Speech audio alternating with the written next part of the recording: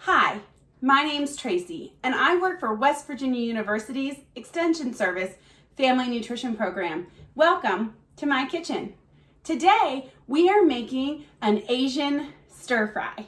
For this recipe, we're going to use 5 cups of vegetables. You can choose any kind of vegetables you like.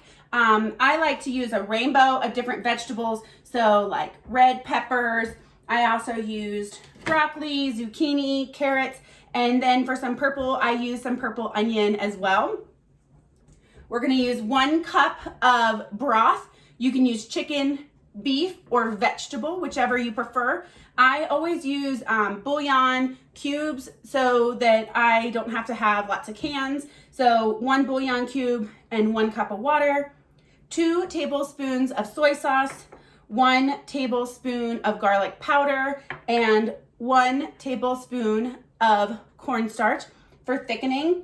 And then if you're serving 6 people, you're going to use 6 cups of brown rice. I am a lazy cook, so I use the 90-second brown rice, but you can boil, just follow the directions on whichever brown rice you're using. Brown rice is a whole grain, lots of fiber, and really good for our heart. So we want to use whole grains in this recipe. And so for the first thing we're going to do is we're going to make our sauce. So I like to make my sauce in a jar so I can shake it. So 1 cup of our broth, looks like some of it settled. 1 cup of broth, 1 tablespoon of cornstarch, 1 tablespoon of our garlic powder, and our 2 tablespoons of soy sauce. I like to use low sodium soy sauce in my cooking.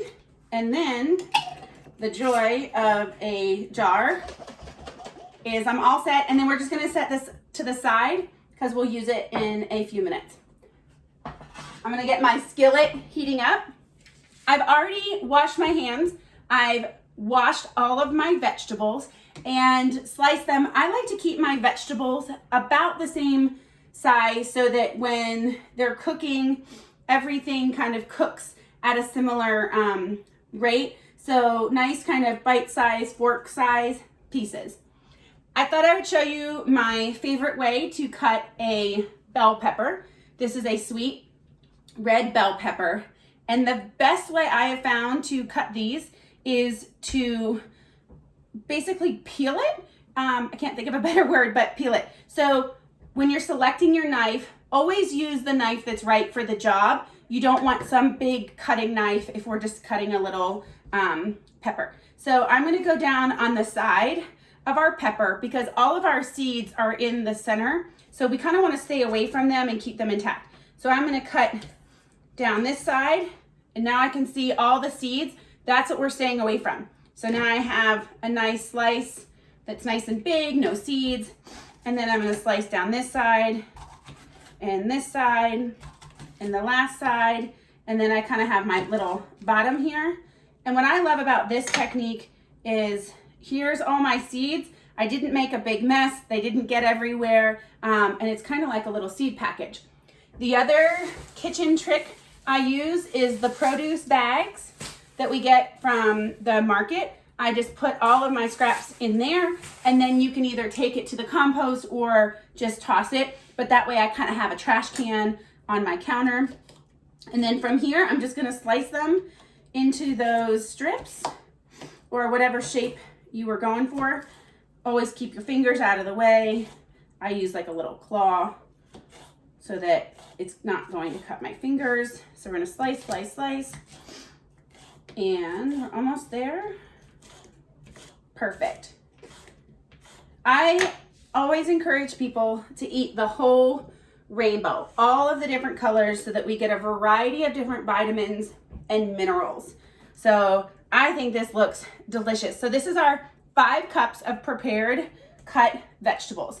Now in our skillet, we're going to put it on medium heat, and I'm going to put a little bit of oil in the bottom there. You can use whatever oil you have on hand.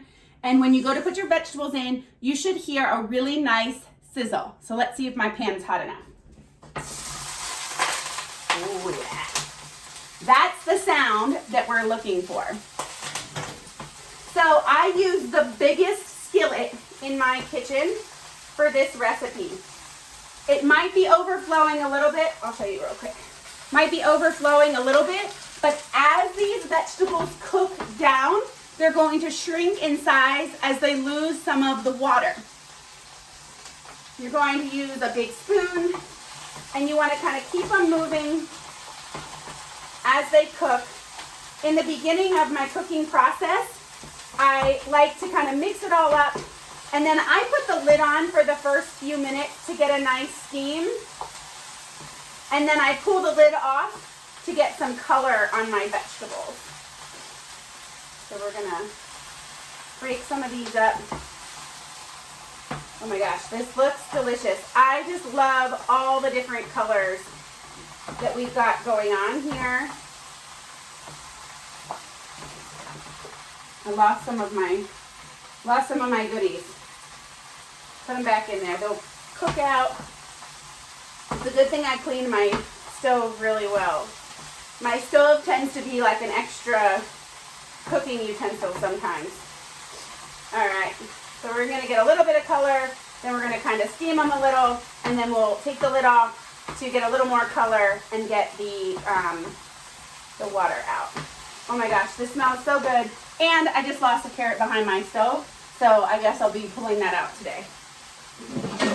A nice big lid, and we're gonna let those cook, stirring every couple of minutes until they are cooked to our desired doneness. I think everyone kind of enjoys vegetables a different way, some more crunchier than others. The tip with cooking vegetables is we want to eat them when they're nice and bright in color. If we cook them too long, they're all going to lose their color, turn kind of brownish and limp, and they're going to lose nutrients as we cook them or as we process them. So we definitely want to make sure that we keep our eye on this and pay attention, stirring every couple of minutes so that our veggies are nice and cooked but not overdone. All right, so my veggies have been cooking for about 8 minutes or so. I've been taking the lid on and off, checking to see that they were not too cooked. They smell delicious, they look delicious, and now we're going to take them off of the pot or off of the pan, and we're going to set them aside. Look at all these perfectly grilled. Notice how they are still really bright in color. Have a little bit of char to a couple of them. And now we are going to cook our protein. So you don't even have to clean this. You're going to put a little bit of oil and you're going to cook that protein of choice. So I'm going to put a little bit of oil in my pan and I'm going to listen for that sizzle. I'm going to cook my protein until it's cooked through, depending on what protein I'm using. That'll determine what temperature I need it to. I cut mine into kind of bite-sized strips. Not only does it cook faster, but I think it's just easier to do it then when I'm done cooking it. So we're gonna cook those until they're through. And I cheated. I cooked my meat before. So I'm going to add my vegetables to my beef. And I'm going to stir them together, and then I'm going to pour over the sauce that we made. So I'm going to incorporate all of that. Okay, and now, because I left it in a jar, I'm just going to give it a little shake. I'm going to pour this over, and we're going to let it simmer for about 2 minutes. The cornstarch is going to thicken up the liquid. Ooh, it smells so good.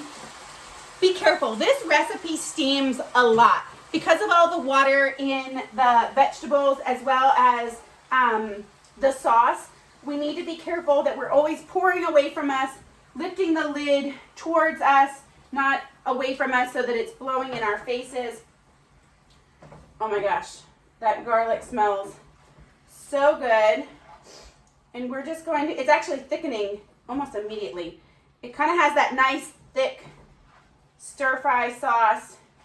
It smells so good. The heat really brought out the garlic. And all we're going to do is stir all this together. Meanwhile, I have my rice, and I'm going to go ahead and get my plate ready. The serving is 1 cup of brown rice, and I'm going to spoon that over here.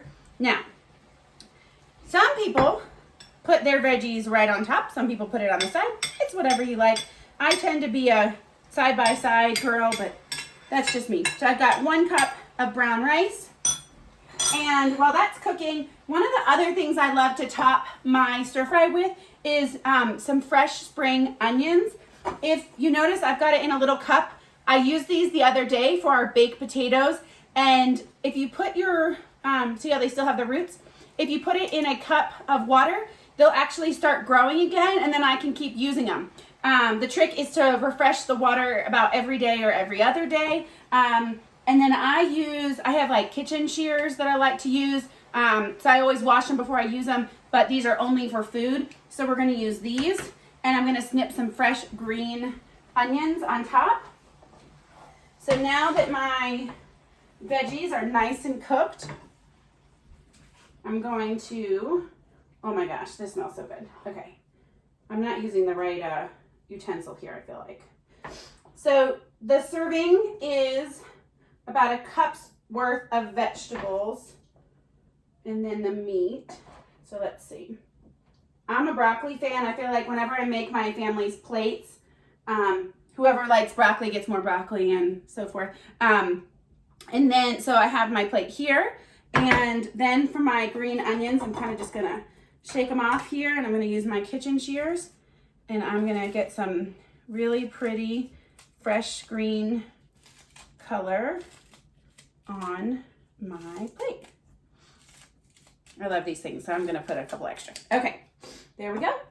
Now we're all set. This is so much healthier than getting takeout. It was very quick. I could use whatever vegetables I love the most, so I get only the ones that I love, and our whole grain brown rice, a rainbow of different colors, and lean protein. I hope you all enjoy this recipe. It smells delicious and it looks delicious. Have a wonderful day.